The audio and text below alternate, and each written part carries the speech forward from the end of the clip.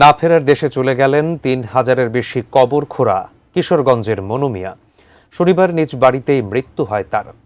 খবর পেলেই ঘোড়ায় চড়ে ছুটে যাওয়া আর কবর খুঁড়তে পারিশ্রমিক না নেয়া গোরখোদক মনু মিয়ার মৃত্যুতে শোকাহত স্থানীয়রা। কিশোরগঞ্জ প্রতিনিধি শফিক আদনানের পাঠানো তথ্য এবং ছবিতে আরও বিস্তারিত থাকছে ডেস্ক রিপোর্টে। প্রিয় ঘোড়ার পিঠে চড়ে মনু মিয়া ছুটেছেন কারোর শেষ যাত্রার ঠিকানা কবর খুঁড়তে। কাঁধে লম্বা শাবল, পিঠে ঝোলানো ব্যাগে খুন্তি, ছেনি, দা, চাকু, স্কেল, করাত সহ কবর খোঁড়ার প্রয়োজনীয় যন্ত্রপাতি। কিশোরগঞ্জের ইটনা উপজেলার জয়সিদ্ধি ইউনিয়নের গ্রামগুলোর মানুষ তাকে এভাবেই চিনত। দিন নেই রাত নেই, কবর খোঁড়ার খবর পেলেই হাজির মনু মিয়া। না, তিনি আর আসবেন না। শনিবার নিজেই চলে গেলেন শেষ ঠিকানায়। সকাল 10:30টার দিকে আলগাপাড়া গ্রামে নিজ বাড়িতে শেষ নিঃশ্বাস ত্যাগ করেন ৭৩ বছর বয়সী মনু মিয়া। শাইনি চুলে এখন হবে সব হেয়ারস্টাইল। সিল্কোর দ্বিগুণ শাইনি চুল প্রতিদিন।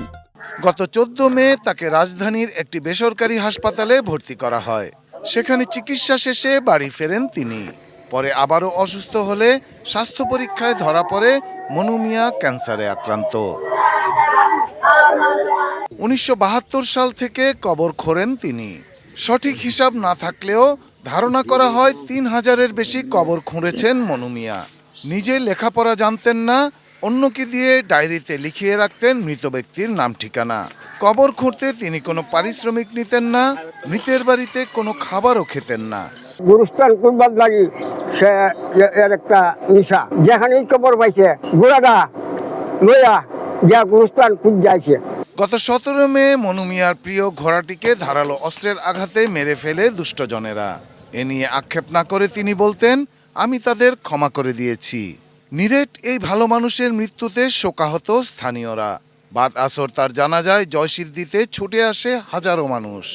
জয়সিদ্ধি কবরস্থানে চিরনিদ্রায় ভালোবাসার এই মানুষটি। আর হয়তো মনু ভাইকে আর কেউ এভাবে স্মরণ করবে না।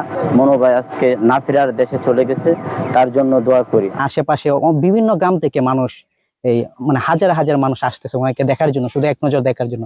আমরাও আসছি ওনার কবরটা এই করার জন্য। Shahidul Rana, desk report, ATN news.